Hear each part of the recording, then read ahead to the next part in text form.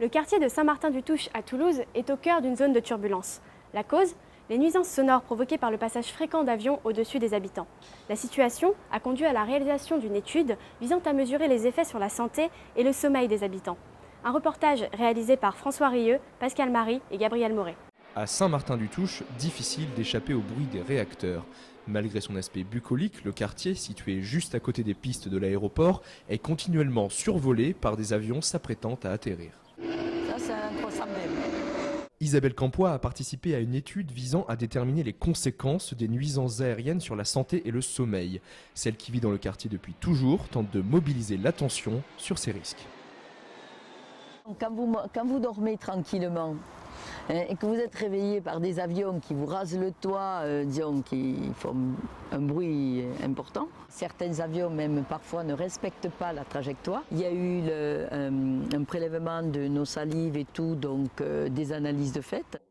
Chantal Berdemander est la présidente du CNAT, association qui dénonce elle aussi les nuisances aériennes que subit l'agglomération toulousaine.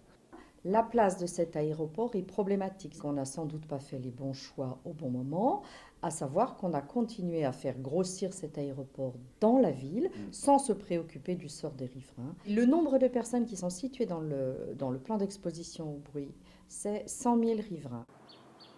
Si des associations sont donc fortement mobilisées, les riverains se montrent-ils aussi catégoriques alors que nombre d'entre eux travaillent dans le secteur de l'aéronautique ? Ça gêne pas et même c'est assez agréable parce que du coup comme nous on travaille sur l'aéronautique, c'est bien de voir le résultat de ce qu'on fait quoi. Avoir un avion qui passe au-dessus de sa maison toutes les 2, 3 ou 4 minutes, c'est plutôt embêtant. En exagérant un petit peu, si je passais la main à travers le Vélux, je pouvais toucher le train d'atterrissage. On a malheureusement tendance à s'habituer à ces nuisances-là, donc au final on fait avec.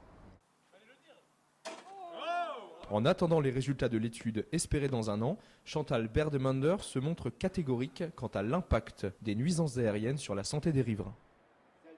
Oui, je suis sûre qu'il y a une grande partie de la population qui va commencer à développer des maladies à cause du bruit et de la pollution atmosphérique. À la fois, vous avez les gens fiers de leur industrie aéronautique et malades du bruit que procure l'aéroport dans la ville.